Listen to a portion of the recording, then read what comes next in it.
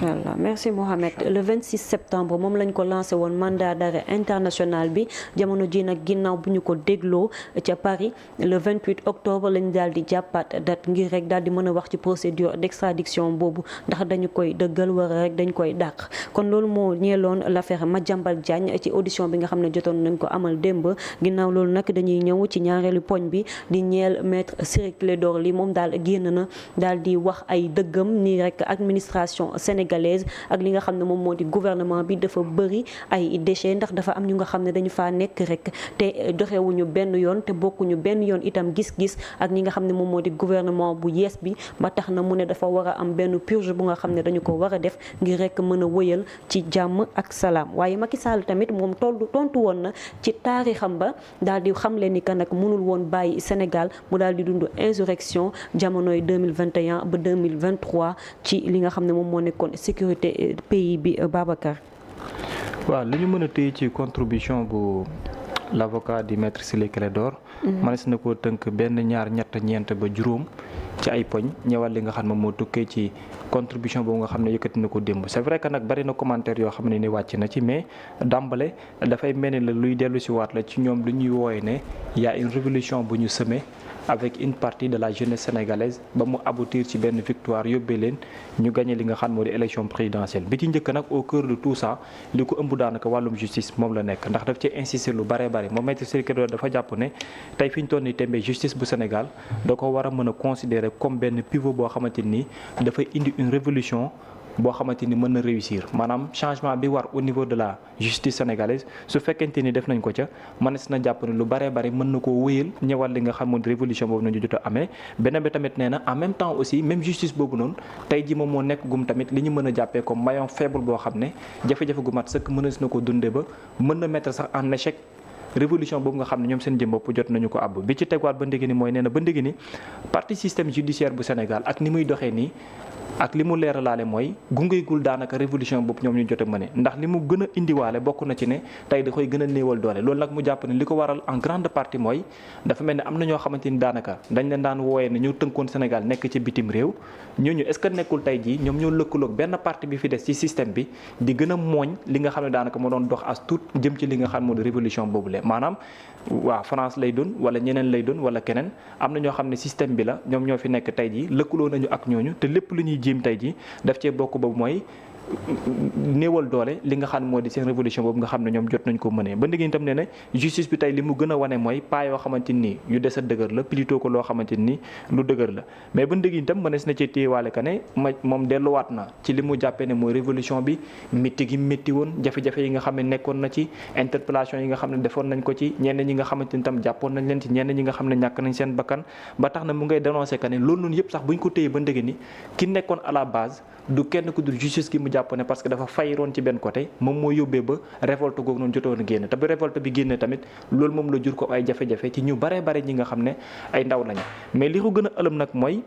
ni justice nekkee à la base raison bi nga xam ne moo waraloon jafe-jafe yooyu ñu bare bari daan ko dund nekkoon na également benn trajectoire pour ñu bari mënoon te jëfandiku amal li nga xam daanaka moo di révolution mais bi ñu yegg si waatee tamit dafa mel ni même justice boobu noonu moo taxawaat aujourd'hui pour gàntal lépp lu ci am ba tax na mu jàpp ne il faut qu'il y ait des changements maanaam il faut ñu amal ay réformes yoo xamante ni yu radical moom lay nekk su ko defee au moins ñu mën a changer lu ci bare bari tax na mu ngi ci avertir que ne faaw ñu xoolaat système bi nga xam ne tegu na te moom mooy bëgg a yóbbu en échec seen révolution boobu nga xam ne li mu leen coûté dafa cher lool te loolu nee na kenn mënu ci dindi baaraam ñi nga xam ñoo di administration bu Sénégal ndax actuellement li ñu dominer lu ci ëpp daanaka ci système bi lañ bokk te ñu ngi fànq bés bu yàlla sàkk doye wala jéego yi nga xam ne Ousmane Sonko ak Bassirou Diomaye Diakhar Faye ñu ngi koy posé pour jéem a exercer benn gouvernement de transparence wala sax pour jéem a changer système boobu ba ndege ni tam dafa jàpp ne ba ndege ni ñu nga confié wu ci ñoo xamante ni tey jii ñoom la ñu duppee ne war nañu mën a amal changement mais malheureusement ñenn ñi ñu tànn teg leen ñoom ñooy dem di confié wu ci nitu système yooyu noonu su ko defee ñu gën a gàntal sax li nga xam ne daanaka moo di seen liggéey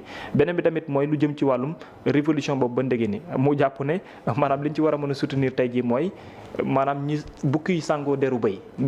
deru béy nekk waaf ci ay gaj yi te buñ leen moytul waaf googu ñu waaf à tout moment ñu ngi yot te mën nañu yegg ci ñi nga xam ne tey ji ñoo fi nekk gum ku ñoom faaw ñu jéem a xoolaat seen ay mbir ndax dafa ne ñii taxawaay gi ñu am ci dimension panafricaine bi dafa war a am exemple boo xam ne yaatu moom lay doon affaire boobu nag mooy su fekkee dafa dem échec dafay dem ba dafay laalaale lu weesu Sénégal ndax mën a dem ba ci continent africain moo tax mu jàpp ne comme dimension panafricaine la ñu am nañu jéem a jëmal de sorte que mu nekk une obligation pour que ñoom ñu mën a am li nga xam daanaka moo di réussir ndax bu amulee jafe-jafe gu mat sëkk la loolu nag yóbbiwaat ci benn côté mu jàpp ne que mu nekk président Macky Sall que mu nekk ñi nga xam ne dañoo sàcc xaalis wala que mu nekk ñi nga xam ne dañoo def leneen ak leneen il faut que la justice am réforme wala ndëgër laay gu am solo ndax nee na réussite bi c'est une obligation comme ni nga ko waxee tigi kàddu yi nga xam ne nag ruus na dafay mel ni ça doit être une interpellation pour Ousmane Sonko ak Diomaye ñi gën a xoolaat seen doxalin non seulement en interne mais faire de sorte que la justice ñu mën ko activer ba mu leeral yenn jëfin yi nga xam ne am na fi mais président Macky Sall muy 2021 ba 2024 moom ci biir taarixam ni mu ko waxee mooy que ne amul ci benn regret parce que dafa ne parti politique dans l'opposition moo sànjaafu woon benn révolte pour déstabiliser l'État en tant que président de la République son devoir c'était de garantir li nga xam ne moo di stabilité donc mu def riposte moo indi li ci mel même si c'est malheureux moom amu ci benn regret loolu nag moo waral aujourd'hui confrontation benn lu taxaw la après nag il y a eu beaucoup de commentaires yoo xam ne tegu na ci mais moom li mu gëm mooy changement la il faut qu'il y ait un changement boo xam ne ba mënul ñàkkalu au niveau de la justice alors ndax dafay dem ci sensu justice ñu tëggaat ko ak yeneen personnalité yu yees loolu laaj gu samp la est-ce que dafay dem ci justice ñu gën koo baral pour que mu defay avancer par rapport ak yenn topp yi fi war a am loolu beneen laaj la mais pour mettre Ciré Clédor ëllëg bu ñu nekk ñu en échec la justice moo koy waral te mu ngi wàlle déjà ci tànk yi. 19 mois après la révolution lañ ko mën a wax ndax maître Ciré Clédor lii dafa daal di xam ne gouvernement bu bees bii nii ay révolutionnaire lañ te ñi nga xam ne ñoom ñoo nekk ci justice bi tey ji ay contre révolutionnaire lañ nee na justice bu nga xam ne dafa corrompu loolu la daal di xamle itam ni ñi nga xam ne ñoom ñoo fi nekkoon muy ay magistrat ak képp ay procureur ak ñi nga xam ne ñoom ñoo fi newoon di bundu xataal ñi nga xam ne ñoom ñoo fi toog tey ba tey ñoom ñoo fi toog te Diallo nee na buñ leen fi jullewul dinañu daaneel li nga xam ne moom moo di gouvernement bi ndax bokkuñu gis-gis. waaw xam nga booy lire son texte et je pense que lii c'est pas la première fois sax comme moom mu koy wax wala ku jege Pastef di ko wax wala. deuxième moom bi mooy deuxième. bi mooy deuxième fois mu koy wax. waaw c'est vrai parce que je crois l'avoir lu. donc bi mooy deuxième fois moom mu koy wax. le président du parti Pastef la mu waxoon si jënnam ba. jënn ba bu nee si jënnam ba rek li mu jënn bëri na waaye bu nee jënnam ba rek xel yi si benn jënn lay dem. mooy bi mu dajalee instance waaw koy waaw. xam nga moom bu defee jënn yu bëree bëri mais bu nee jënnam ba rek. xel yëpp dem si benn kon loolu lu muy firndeel mooy boobu ça a marqué les esprits daanaka li mu wax soriwul trop ak li maître Ciré Clédor wax parce que maître Ciré Clédor man dafa am benn passage boo xam te nii dans le texte dafa attirer sama attention parce que bi muy naan le système doit être cassé le pouvoir pleinement exercé et les commandes confiées à ceux qui avaient donné de leur sang et de leur liberté alors qu'il est encore temps et que la contre-offensive se prépare à l'offensive et que la contre-révolution se prépare à l'offensive loolu noonu ça a dit long sur état d'esprit bi nga xam te ni moom la maître Ciré Clédor nekk c'est vrai que politiqueul mais ku jege le président du parti Pastef la d'ailleurs sax moom mujj woon nekk son mandataire si présidentielle yi nga xam ne ni moom lañ jéem te à chaque fois buy wax day mel ni li nga xam ne ni moom mooy li mandargaal loolu day mel ni day ñëw si ñaari mbir benn dans l'administration lu ñu tuddee le système bi nga xam ne nii essentiellement mi ngi dans l'administration beneen bi moom mooy wàllum justice. xam nga fu mu toll nii Ousmane Sonko moom mooy le chef de l'administration aux yeux de la Constitution il dispose de l'administration. mi ngi jéem ay mbir mi ngi am na ndaje boo xam ne ni boo leen ko fàttali ko bu baax mooy ndaje bi mu dajaloon tous les directeurs généraux ak les PCA ak yooyu c'était au CICAD. foofu noonu mi ngi wax di junj ci blocage yi nga xam ne nii dafay nekk en interne te loolu dafa nekk ci plan de redressement bi junj na lu mel noonu mooy dans l'administration xam nga nguur dafay changer. mais dafa ñoo xam ne dans l'administration nguur bu ñëw foofu nga leen di fekk. buy dem tamit foofu nga leen di bàyyi. ñooñu dafa am nu ñu gisee am ay pratiques yoo xam ne dafa jeex trop ba dem ba mel ni yoon la sax te fekk na du yoon mooy voie de contournement yi Aliou Diouf di wax. ni ñuy continuer la loi di continuer la loi léegi de fil en aiguille d'année en année loolu dafay dem ba day mel ni yoon la te boo xoolaatee doo ko gis cëslaay si wàllum yoon. léegi lu mel noonu dafay gangrène l'administration da ngay gis sa yenn saa ay circulaires yoo xam ne premier ministre daf koy jëwal nangam mais yenn saa yi dans l'application day poser parce que ceux qui sont censés l'appliquer ñoo nekk dans le confort des contournements ba nga xam ne ni pour ñu delluwaat dëppaat dafay jafe. loolu nag il faut des réformes profondes pour mun a ça ne se fait pas en 1 an 2 ans non dafa xóot lool sax te ñu jiite xam nañ administration bu baax parce que ñoom ñaar ñëpp ENA lañ génne nekkoon nañ dans l' administration fiscale notamment kon xam nañ administration bu baax a baax. donc loolu c'est un véritable problème te administration mooy kenn bi nga xam te nii réforme yi ñu bëgg a defee wala li ñuy doxal RIP Sénégal moom moo ko yem. beneen bi aussi la justice c' est vrai que réconciliation bi ñuy xaar si diggante justice beeg kii bi. dafa ba léegi nii xaw na des même bu nekkee juste mi ngi defee effort parce que aussi bu njëkk ba lan la nit yi doon xeex li nit yi doon xeex mooy. sama gis-gis mën naa juum keneen mën naa am gis-gisam. mooy ku mu am ndey ak ku mu amul ndey bu mu fi amati. loolu ñëpp doon xeex de. ñun mu doon toog suñu plateau jamonoy président Macky Sall bokkoon na li ñu doon gën a ŋàññ par rapport à la justice mooy lii gënoon fës bokkoon na si ku far ak président Macky Sall daanaka yenn saa yi nga def ñombe yu rëy ba mu leer nii ñombe la mais daanaka lu bari du la su fekk. wala mën nga jël nit saaga ko parce que comme moo président Macky Sall jubóowuñu boo ko saagaa daanaka dara la fekk promotion sax mën nga ko say am. li Cheikh Yérim Seck di wax si téereem bi mu ne président Macky Sall bañul saaga. ku ko saaga lay bañ. loolu Cheikh Yérim Seck moom moo ko wax. en revanche ñee nekkoon en face bu ñu waxee lu toll ni tarfatal ay ni sax yoon teg leen loxo ñun loolu da ko doon xeex maanaam 2 poids 2 mesures boobu te boo xool ni justice doxee jamono ji mi ngi jéem a mel ni. kuy xeex 2 poids 2 mesures parce que justice boobu da ngay gis tey jii ku jege premier ministre saaga waa APR justice boobu jël ko daan ko weeru kaso keneen koo xam dafa yëkkati kàddu contre le premier ministre justice boobu jël ko dóor ko benn weeru kaso kon justice bi si de ce point de vue là bi ngi def ay effort maanaam ku mu am ndey ku mu amul ndey boobu mu ngi koy en tout cas am na ces exemples mun naa ko ji wane ne que quand même bi ngi jéem a doxal équilibre même bu nekkee ba léegi boo laajee waa APR da lay naan justice Pastef la fi nekkal boo laajee waa Pastef ñu ne la justice bi APR la fi nekkal bon du nga ko waxee noonu mais maanaam daal dafa mel ni ñoom bi nekk au pouvoir sax dañ gën a sonn par rapport bi nekk si opposition bi loolu lu muy firnde bu nekkee ne ñun lay ŋàññ si ndeyjoor di la ŋàññ si càmmoñ loolu lu muy firnde mooy peut-être yaa ngi si digg bi. yaa ngi tëddee njaaxaanaay. loolu perception la mais nag am na loo xam ne nii man pour man. reddition des comptes beeg li ñu war a leeral par rapport yi am na ay obstacles yu am parce que ñu bari ñun yaakaaroon noonu la affaire di leeree ni ko yombalee woon seen xel. ils ont commencé à se heurter à une réalité amère mooy que mbir yi yombeewul noonu par rapport à la justice or justice dafa am ses procédures ak yooyu noonu yëpp am na say obstacles objectifs yoon dafa taxaw am na subjectifs yoon dafa taxaw mais ñoom ñoo digge woon ñoom ñoo waxee woon noo xam dañoo gëm noonu Sénégalais yi que maanaam daanaka mbir mi xef ak xippi lay doon waxin la. comme nag noonu nga campagne gëmloo ko Sénégalais boo faloo bu ko ñi la faloon sur cette base bu ko giseewul noonu en ce moment là fa ngay amee problème parce que say wax yu démb moom moo lay rattrapé loolu par rapport à la justice bokk na si lii nga xam ne ni moom moo sonal nguur gi nii même bu nekkee par ailleurs jàpp naan aussi am na si loo xam ne ni aussi ay yenn actes yu justice di pose aussi man mun ma koo comprendre bëri na si yenn saa yi sax voilà da ngay gis ne que justice yenn saa yi mu doxalee noo xam ni man du ma ko comprendre yenn saa yi sax mu mel nii justice bi voilà donc yooyu dafay am si doxalin justice par mais la justice c'est voilà elle n'est pas parfaite ay nit ñoom ñoo nekk di àtte œuvre humaine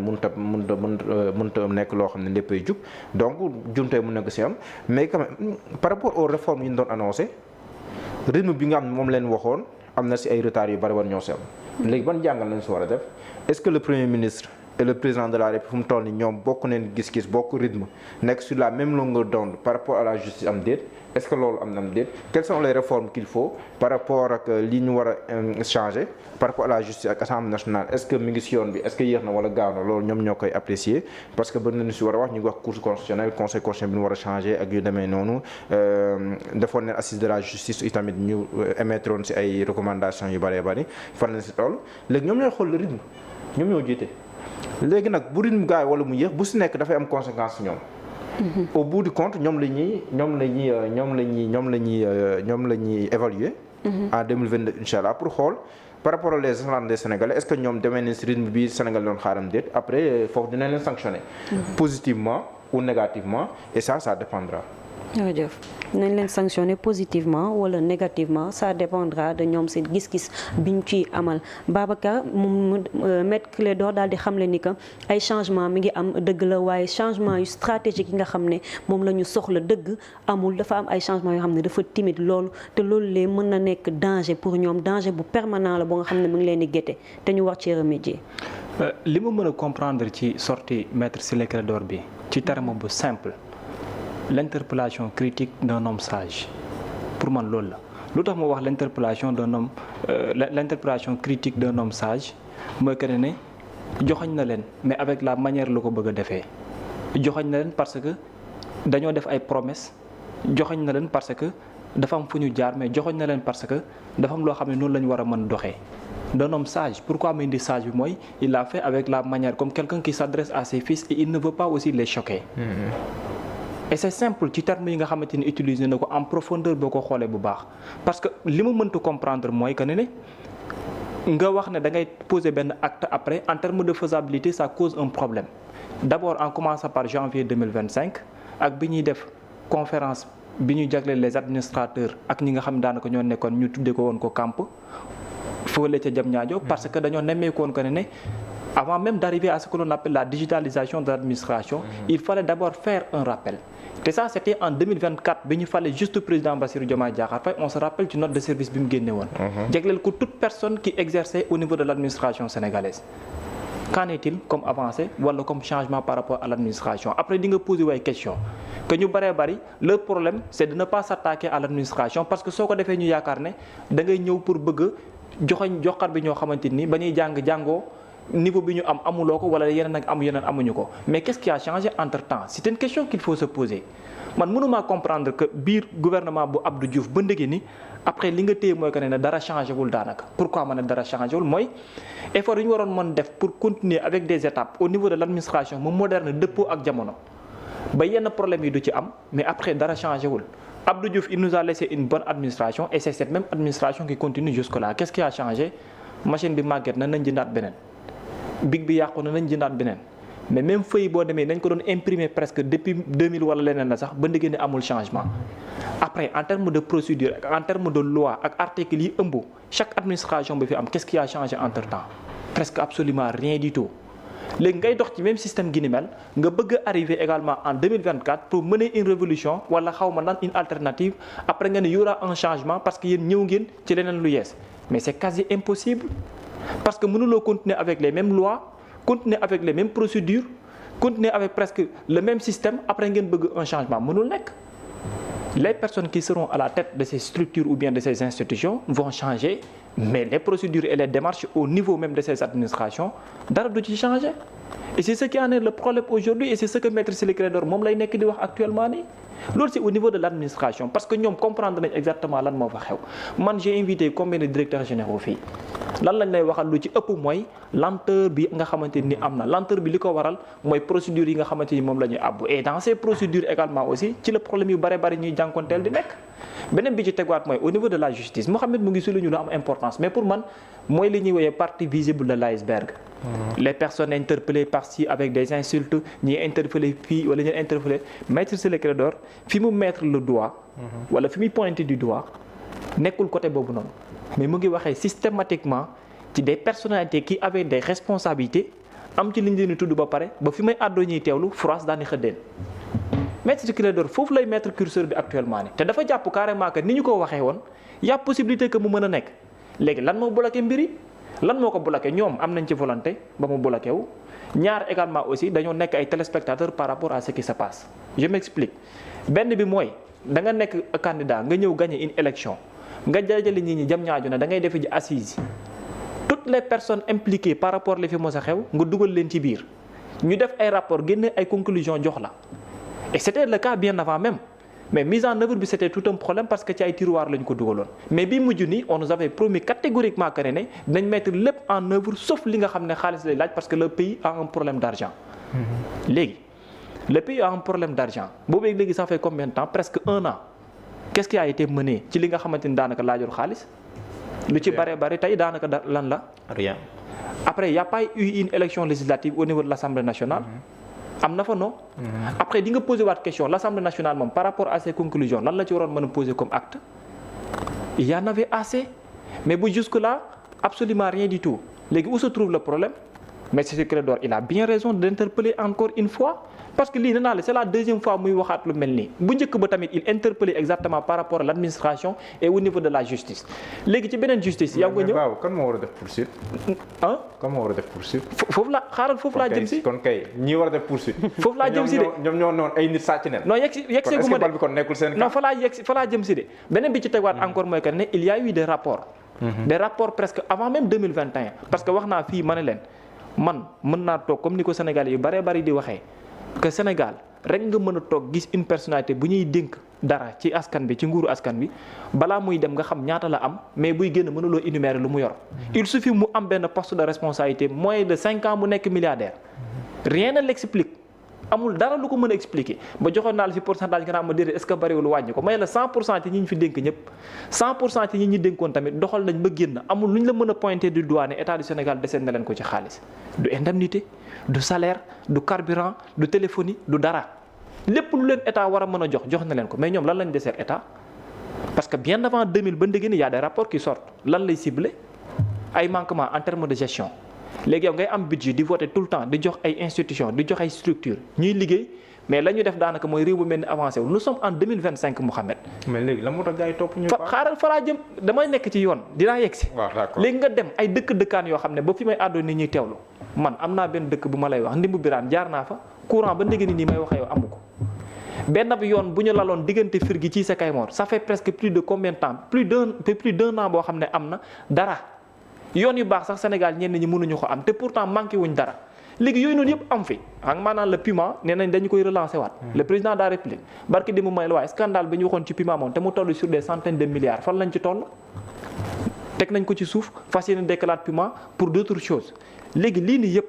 diggante temps boobu ba fi ñu toll lan la Ousmane Sonko doon dénoncé en 2018 que dafa am dette boo xam ne bu fi nekk la te 2024 kii ñëw mooy gën a am problème. kon déjà xam nga ne ni ce qui se passe mooy y a des personnes yu def lu leen neex ba pare toog ne lañ la ñaaral daanaka dara warul leen cee fekk yow nga ñëw tey ñu jox la nguur nga toog fi su ma waxee ñu ne ma non problème procédure la da nga ne da ngay libérer justice mais libérer justice bi moo la jar a jural njaaxu parce que libérer justice boobu mooy que ne am nga rapport yëpp am nga lépp la mais lan ngay xaar c'est quoi le problème. Pourquoi on peine toujours à nous raconter que ne oui nangam xew na fi nangam xew na fi alors que am nga levier pour def li nga war a def à l'Assemblée nationale pour mise en accusation yaa yor majorité c'est pas un problème. tey jii nii au niveau de la justice ministère de la justice yow yaa koy nommé yaay xool ku la doy nga jël ko nga nommé ko fa lan mooy problème bi c'est quoi le problème. da ngeen bëgg a libérer justice c'est possible mais libérer la justice n'empêche pas également que la justice également doit avoir lieu luy problème bi. Babacar la responsabilité aujourd'hui mënuloo joxar bi kenn ku dul ñi fi nekk tey am ay responsabilité lu ji njaaga ñooma parce que ñoo am les moyens te defuñu lu ñu war a def léegi après voilà nañ continuer dem ci leneen cette justice là dont on nous parle aujourd'hui il y a eu un changement mais fa mu war a yeggu fa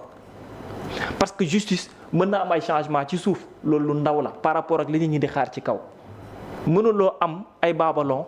dem ca dex ga am ay baabalon am ay jëni yaboy bàyyi jëni yaboy napp ay baabalon naan pourtant bëggoon naa ay jën yu rëy yaa préféré baabalon mooy jën bu sew bu ndaw ba nga bëggee bën bu rëy da nga ko fa bàyyi ba pare jënd yu sew yi man waxuma ko Ousmane Sonko moo ko wax moom moo toog ci point de presse waxtaan ak sénégalais li ma leen lii te lii ma wax ni maître Ciré Clédor wax ko même personnalité bi nga xam moo jiite administration bi moo ko njëkk a joxar bi léegi lan mooy problème bi est-ce que c'est le système qui est au-dessous de cette justice en train de faire des manigances de sorte que yaaboo yi mënuñu leen jàpp est-ce que c'est ceux qui sont à la tête du pays ñoom ñoo amul volonté wu jàpp yaaboo yi c'est une autre question. man dama gëm ne problème bi fii la ne. man très non xaw ma fii la nekk xaw ma nekkul fii mais ak lu mën a xew dama gëm ne problème bi fii la ne mais ak lu mën a xew je pense que ne aujourd'hui critique ak question bi ñu war a poser wu mooy ñaar lay doon Maître Ciré Clédor dafa pointer du doigt ñaari tamit mais daf leen ko wax de manière tellement sage de manière très sage la leen ko waxee vous avez une responsabilité et vous n'avez pas le droit d'échouer c'est une obligation pour yéen ngeen mën a réussir et ils doivent le faire exactement pour réussir mais ci beneen côté li war a indi réussir boobu yëpp am nañ les leviers ak les moyens pour le faire mais pourquoi ils ont des problèmes pour le faire on me dira que oui c'est le système qui est là voilà patiti patita gëwuma loolu du lu ma gëm en toute sincérité yàlla xam ne du lu ma gëm parce que man bu ma la joxee tous les leviers qu'il faut il faut faire ce qu'il faut pour me montrer carrément que ne li nga ma doon woote mën nga ci dox mais il y a eu des manquements et il y a eu également aussi benn laisser-passer wala benn laisser-faire bu manifeste te moo nekk di jur lu mel nii après nag yow balaa mu lay rattraper ci ngay doog a comprendre xam nga la moo tax parce que guddiñ toll ni tembe Ousmane Sonko li ko yitteel nekkatul côté boobu gars yi di wax critique moom mu ngi ci lan ce que l'on a lancé avant-hier parce que j'ai lu la loi de finances rectificative de 2026 cette fois-ci personne ne vous parle d'investissement. La loi de finances initiale. La loi de finances initiale personne ne parle d'investissement personne n'en parle te doo dégg kenn ku wax ci waxu ay investissement ak nangam xam nga la moo tax parce que xaaral ma génne waatal la pour ñu lire exactement ce qu'il y en est dedans. non balaa muy dem foofu baabu. non génn gu ma de ba léegi ni maa ngi ci des. loolu exemple la parenthèse la ba léegi génn gu ma ci de. génn gu ma ci xam nga investissement nga jëm de. non dew ma ci investissement damay joxe exemple. c'est-à-dire benn exemple bu ndaw moom laay joxe par rapport ak loolu noonu yëpp. mooy que ne on nous parlait ci loi de finances rectificative on nous parlait très souvent que ne lépp fonctionnement la. ak paiement de salaire wala ay dette encore une cette fois-ci ci loi bi boo fa demee lan nga fay investissement presque c'est autour de 2803 milliards de francs CFA. ci biir budget bi. léegi fi mu toll lan moo lay gën a préoccupé cette justice là dont on parlait en 2 ans si ça t'échappe catégoriquement tu seras dans l'obligation de faire des réalisations. d'où 700 et quelques milliards de francs CFA pour le ministre des infrastructures. léegi fan ngay gën a concentré wu ci da ngay nekkati ci justice wala da ngay nekkati ci côté non mais dama jàpp ne ñaar yi daxantewul de xam nga. au bout de 2 ans quand même donc investissement bi nit ñaan mais dama gëm ne mbirum justice ñaar yi daaxante wu mais le problème fondamentalement xam nga wax nga fi fan la mbiri cange parce que wax nga fi ne ñoom ñoo fi waxoon topp fi mu cange mooy si ñaar ñi lu tax si ñaar ñi Ousmane Sonko boo dégloo jëndam ba dafa ne woon am na lu mu waxoon avant le dialogue lii xewoon après mu ne ñi ni naan ay bu leen jàppee am na nu mu ko waxee jàpp na leen boo demee ñetti ni sa doo ko fekk il avait dit ça. Après bi nga gisee réponse la wax on a parlé de stabilisation de stabilité et de libération de la justice mais ñaar yooyu boo ko combiné da ngay xam ne gis-gis yi par rapport à même fait bokkul mooy kii jàpp na ne dafa am ay yu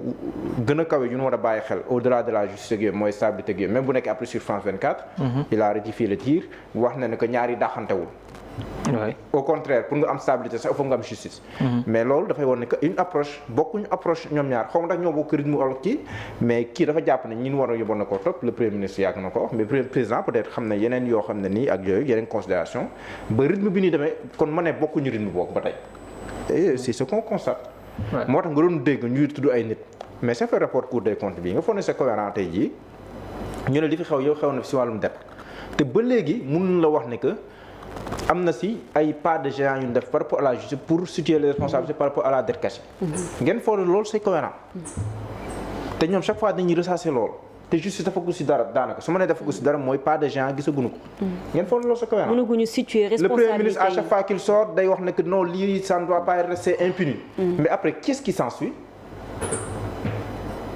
Je n'ai pas envie de dire rien mais constatons. Qu'est-ce qui s'ensuit? non Milan la ko mujjee wax. non yow bi ngay wax noonu am na mais le plus grand problème. mais léegi man li ma gis mooy problème rythme lañ am ñoom ñaar bokkuñu. rythme par rapport à la justice looloo fi ne ba tey. non xam nga moo tax ba léegi nii on a changé de ministre de la justice. non mais fondamentalement. waay qu'est-ce qui a changé? non mu xam bu nekkee mbirum topp ñi nga xam ne noonu leen waxoon. Ousmane Diagne avait déjà enclenché la procédure. non plus loin Mohamed plus loin. man gisuma changement majeur. La méfiance oui. La méfiance d'un homme technique dans un département aussi technique. xam nga lan lay nekk ji mooy. comment faire de sorte que ñi ma bokkal ñu nekk sama ay nawle. du ma leen mën a dut wala duñ ma mën a dut ëllëg parce que lii dafay jeex. en termes de démarche c'est comme ça que ça marche. léegi yow nga am nguur changer plus de 400 et quelques directeurs généraux. Ça ne changera pas ce qui est à la base des démarches d'un gouvernement. parce que tey département ministériel boo indi bu nekk ki koy jiite kooku rek nga am responsabilité. après qu'est-ce qu'il y en a ci suuf ministre ngay nommé mais ministère bi lan moo koy composé en termes de département ak yeneen structures yu koy composé. non mais par rapport à la justice c'est différent. non xaaral non fa laa jëm si xam nga lu tax mu wax la loolu. elle est définie par le président de la République. parce que par rapport à la justice c'est différent li nga par rapport à la justice même reddition des comptes. waaw reddition des comptes ça émane d'une volonté politique. du président de la République. boo xam ne ni justice moo koy doxal. très bien est-ce que comprendre nga. moo tax foofu ça revient toujours au président la di nga président bu ko neexoon jamono jii nii. waaw dossier yu bari yu ñuy wax. waaw dinañ ko du wax instruire mais dinañ enclenché ay poursuites. léegi leneen di nekk ci justice mais loolu lañ gisagul. par rapport ñoom li ñu doon wax. xam nga la mooy problème bi. kon c'est là foofu nag laa bëggoon ñëw moo tax ma ne la c'est-à-dire que c'est-à-dire c'est le mot mooy échappé ñoom lu ñu xaw ma alternance xaw ma nuñ koy waxee ti tur bi laay fàtte quoi. c'est-à-dire que boo nekkee tey des politiques. nga am benn lu ñuy woowee benn déclic la. déclic parce que dañ ne Sénégal 3e alternance moom la xamagum. da ngay xool première alternance bi lan moo ko échoué loo. deuxième alternance lan moo ko échoué loo avant nga ci 3e alternance. man je ne suis pas né dans les années 1960 dans les années 800 dans les années 60 mais li ma xam te ma comprendre ko ak ci li may gëstu le problème ce n'est pas de nommer ce n'est pas ça le problème parce que bul jàpp ne benn direction yóbbu nga fa benn nit mu nekk directeur que ça peut changer quelque chose mais c'est pas le cas ñoom problème boobu moom la ñu am dañoo jàpp que ne changer directeur wala changer PCA wala changer ay administré mën na changer mais tel n'est pas le cas et c'est ce que maître Ciré Clédor est en train de pointer du doigt c'est pas ça le problème aujourd'hui njombaxtal ga mooy ña nga xamante ni daanaka nii la ñuy doxalee te ña nga xam ne ñoom nga nommé ci ñooñu la ñuy obligé basé wu pour liggéey c'est ça le problème parce que c'est une obligation man dalal naa fi plusieurs directeurs généraux li ñu lay wax mooy que ne les lois les procédures yi ñu tënk pour ñu ciy liggéey ñoo archaïque nekkuñ lu moderne mënuñ ànd ak ñun. non yow yaa ngi dans l'administration. non ba léegi ni administration boobu nag xaaral rek non escalier laa koy def non escalier laa koy def non escalier laa koy def par rapport reddition des comptes man escalier laa koy def de même administration lu tax ma jox la exemple am mooy continuer demal tey ba ci département ministériel kese ñu xayma ko dem ci wàllum justice la Yacine Fall yow ku la ne Yacine Fall volonté am tey du mooy du jour au lendemain mu jël dossier becc ko ci table bi pour ñu liggéey est-ce que di nga ko wax déedéet. mais tout ne dépend pas de Yacine Fall. très bien. tout ne dépend pas d'elle. comme tout ne dépend pas nag de Yacine Fall léegi li ngay pointe du doigt wala interrogation bi ngay teg mooy au-delà de soxna Yacine Fall ak ce qui mu jiite qu'est-ce qu'il faut changer exactement. Babacar le ministère de la justice dans son ensemble li koy def dafa jéggi fauteuil le ministre. non man nekkuma sax ministère man maa ngi ci kaw man dama gëm ne ci kaw lay jógee wàcc. mais xam nga la ci kaw. le président mooy wàcc di nga justice par rapport à reddition des comptes. waay ci kaw lay jógee di wàcc léegi leneen bi mooy par rapport à la marche de la justice. l'administration de la justice foofu mën nañu wax ne ñi nekk suuf ak yooyu. mais reddition des comptes. le topp nit maanaam war a topp par exemple topp ay Amadou Ba ay Abdoulaye Daouda Diallo ay ñeneen ak ñeneen comme je les cite comme ça ay Aly Ngouille Ndiaye. non exemple la par hasard nii quoi. je les cite comme ça. mais topp yooyu du jóge rek ci initiative Yacine Fall wala demee noonu man dama gëm ne day jóge fa gën a kawe. non léegi nag ndax mu ngi fay jóge ci yeneen dossiers yi ñu doon wax ne que moo gën a kawe wala demee noonu loolu c'est la grande question à se poser. encore que je n'ai cité que des exemples. léegi nag par exemple loolu noonu comme par exemple li ngay wax ni man pour man mën na bañ a demee noonu mais teewul en termes de procédure soit lettre c'est-à-dire qui initié mooy le ministre et le ministre marche également aussi ci benn domaine politique xaw ma na xam nga fi may waxee bu baax léegi ministre bi bu initié ba noppi mbir mi dafay suivre son cours. mais ministre du ñëw rek initié. léegi waaw léegi ma jox la exemple ci mbirum Covid bi. Ibrahima Ndoye bi mu génnee def point de presse moom ak ñeneen ñi qu'est-ce qu'il avait dit que kañ la jot ci dossiers yi. waaw waxoon na une semaine. une semaine. léegi dossiers yooyu kañ la nekkoon sur la table. ci circuit bi. ci circuit bi kañ la ci nekkoon. ñaata temps la ci nekkoon moom mu jot ko une semaine moins d'une semaine mu diligenté. ba ñu commencé topp. en moins 2 mois convoqué nañ presque plus d'une centaine de personnes. ci mbirum Covid bi te moom moins d'une semaine la jot dossier bi def ci lim ciy def. donc dafa am benn manque de volonté bu nga xam ne dafa nekk ci justice bi. non en fait. déjà ñee sax ñu ngi waajalaan marche ñoom. parce que seen xelal la. non ñu ngi waajalaan marche. geste de tenue yi. xam nga li ñuy wax bu lépp mënoon a waxu ci télé. voilà. marche woon nañu Ousmane Diagne ñu ngay marche Yacine Fall. mais lépp mënul waxu ci télé quoi. lépp mënul waxu ci télé mais mbir mi fi xewoon kam dafa bëri. lu bari luñ ci dafa bëri dafa am ay lenteur yi nga xam ne rek joxar bi dafay weesu nomination. defar bi. dafay weesu nomination soo bëggee defar. waaw. ay changé ay yaa ngi xaar frustration yaa ngi yokku. dama ne. ñi nga xam ne defar bi dafay weesu. man maître Ciré Clédor li mu interpellé rek moom laa c'est-à-dire boo gisee tubaab yi xóot yi mu utiliser phrase yi moo tax ma indi sagesse bi. quelqu'un qui parle à ses fils man noonu laa ko jàppee. quelqu'un qui parle à des gens qui respectent beaucoup et énormément même. damay voilà tur bi ñëw na si sax xam nga par exemple bàyyi ma bañ a citer turam mais encore une fois sax moom dama yàgg di waxtaan ak moom sama benn xarit la maa ngi lay nuyu bu baax a baax. actuellement nii bi may wax parce que li may wax ni moom comprendre dina xam exactement fan la tout le temps dañ ciy waxtaan man ak moom. ci biir administration c'est quoi le problème ak lan moo fa nekk ak c'est quoi il m'a toujours répété la même chose ne ma pour changer ko ce n'est pas pour nommer ministre fii wala feneen la mais le problème est plus profond que ça. mais ñi doog a ñëw nu ñu koy xamee. ni ñu koy ñan ñooy xamee ni ñii par exemple nga ñëw nekk directeur bu bees. ci direction yow ñuy génnee ENA. si ñi former leen ñi xam lan mooy administration exercer dans l'administration ñi tey xam les failles xam les problèmes yi nekk à l'intérieur. changer nit ñi est-ce que changer loi yi gënu ko yomb. non en fait yow sànq ba léegi yaa ngi may dégg ma naan la il ne suffit pas de nommer des personnes man bu may wax il ne suffit pas am na yoo xam ne bëgguma di ci yegg parce que je suis un journaliste te dafa am foo xam ne fa laa war a mën a yem damay ne changer des personnes ne suffit pas. il ne suffit pas de changer des personnes parce que toutes ces personnes yi ngay changer wu dafa am ci base yu ñuy jaar pour di liggéey. dafa am maanaam ci ay procédures yu ñuy jaar pour liggéey. léegi nga ne da ngay changer nit ñooñu noonu mais dañuy rester également aussi ci même procédures yi ci même loi yi ci même article yi ci même arrêté yi. qu'est-ce que ça va changer? rien. malheureusement. waxtu wi jot na. mais non mais kii baax na le problème mooy dañuy contourner les lois. waaw léegi lan moo lay may ñu contourner les lois mais la preuve premier ministre li mu rappelé keroog. waaw lu yàgg la ci administration. mais dafa gis ne dañ doon contourner li administration les règles de l'administration. les lois ak arrêté ministériel yi ko régir. ce sont les contournements qui posent mais les lois di nga boo xoolee. waay gars yi dañoo tere ba tere sax directeur bu la convoqué bu la invité feneen. kooku di la jël en charge ak prise de transport ak demee noonu. maanaam les textes man pour man gëm naa ne. perfectible c'est vrai. mais les contournements qui posent problème. les pratiques dans l'administration qui posent problème. te pratiques yooyu pour nga démanteler ko. c'est très profond. te yow booy doog a ñëw nekk directeur mënoo xam ndax kii nii lay doxal.